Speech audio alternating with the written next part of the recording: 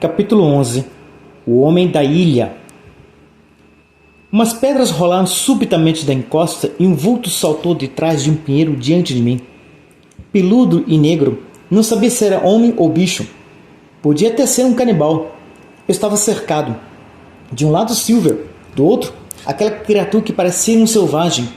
Como estava armado, resolvi enfrentá-lo, mas de repente ele caiu de joelhos aos meus pés e agitou as mãos em súplica. "Quem é você?" perguntei. "Sou Ben Gunn", respondeu com sua voz rouca. "Há 3 anos não falo com ninguém. Fui abandonado aqui." Eu tinha ouvido falar desse castigo com muitos piratas. Deixaram uma ilha deserta só com alguma munição que não cumprisse as regras. Ele tinha um rosto queimado de sol, os olhos claros e vestia-se com trapos.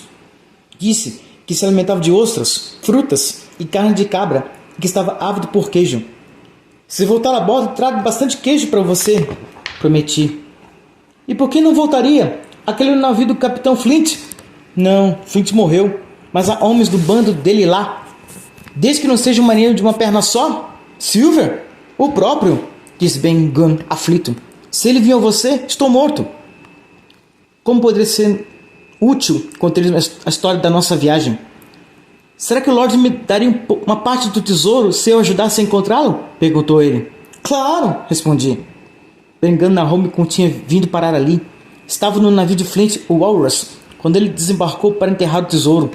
Bill Bones era seu imediato e Silver, o contramestre. "Ficamos a bordo esperando." Flint desceu com 6 homens para ajudá-lo e depois os matou. Anos depois, no outro navio, Ben Gunn desceu à ilha com alguns companheiros para procurar o tesouro de Flint. Como nada encontraram, os piratas se revoltaram contra ele e o abandonaram ali. "Não sei como retornar a bordo e contar sua história ao Lorde", eu disse. "Fiz um barco. Está escondido há um tempão debaixo daquela rocha branca. Podemos tentar ir até lá à noite." Nesse instante, embora o sol estivesse longe de se pôr, um tiro de canhão estrondou. Corremos para nos abrigar. Não tardou, soaram tiros de espingardas. "É guerra para valer!" exclamei. E vi a bandeira da Grã-Bretanha flutuando no ar entre as árvores.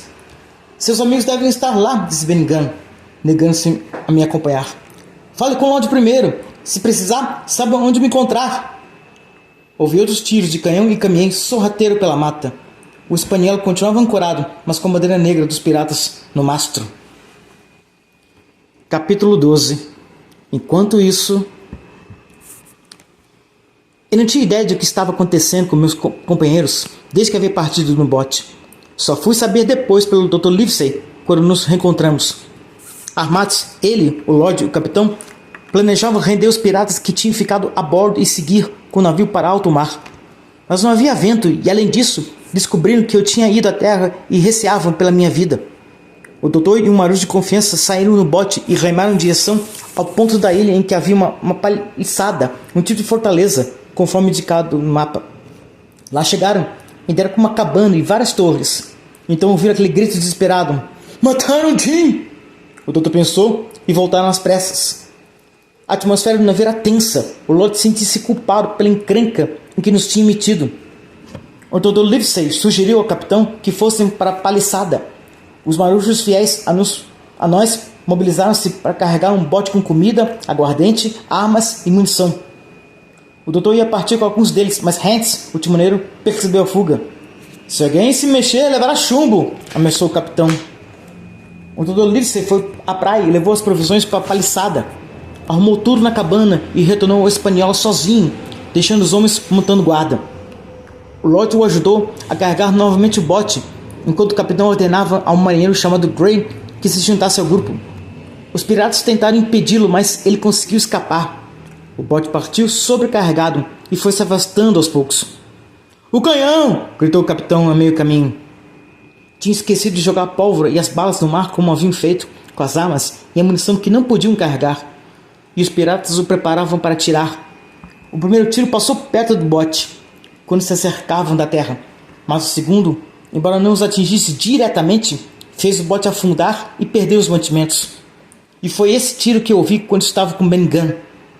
O grupo enveredou pela mata e alcançou a paliçada quando surgiram alguns homens de Silver, surpresos de vê-los ali. O tiroteio foi inevitável. Um deles foi morto e os outros recuaram. Porém, Redfern, o caseiro do Lorde, foi atingido e morreu. O capitão subiu ao telhado e hasteou a bandeira da Grã-Bretanha, o que tornou a paliçada um alvo fácil. Vários tiros de canhão estrondaram, mas felizmente nenhuma bala conseguiu atingi-la.